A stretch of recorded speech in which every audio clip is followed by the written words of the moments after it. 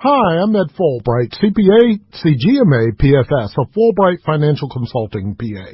We would like to welcome you to our educational briefing. After the yield curve inverted on Wednesday, August the 14th, financial headlines turned grim. Longer-term rates below shorter-term rates are a clear signal from bond investors that they think the U.S. economy is on a downswing, that its future looks worse than its present. But this widely held view in the financial press may be relying on the yield curve more than it should. In the past, when the yield curve inverted, it was because investors saw fundamental economic measures slowing down. But that's not happening now. Newly released data shows retail sales surged 3.7% in the 12 months through July. That followed a 3.8 spike in June and a 3.1 rise in May. Since 70% of the U.S. economic activity comes from consumers, the continued strength in retail sales dampened fears of a recession.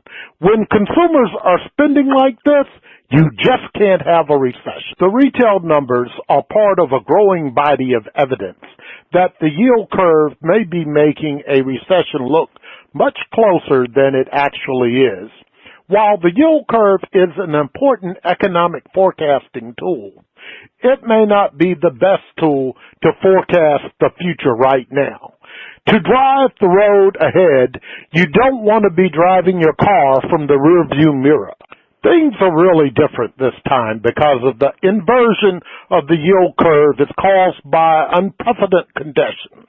Negative yields in Europe and Japan, which are depressing yields on the long-term U.S. bonds, causing the inversion.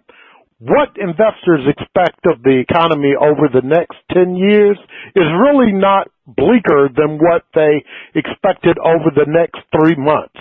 But negative yields in Europe and Japan have attracted capital to the U.S. bonds and depressed yields in the U.S. From my perspective, the inversion is a technical market problem of supply and demand and not a real economic problem.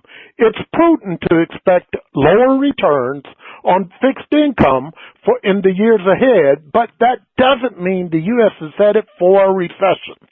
Fear about the inversion of yield curves heightens stock market volatility, but that doesn't mean the decade-long expansion-fueled bull market is over. Thank you for listening. Please contact us with any questions, and also contact us if you're interested in our complimentary second opinion on your investments or to set up a meeting regarding your wealth. Don't hesitate to share this video with people who might benefit from our work.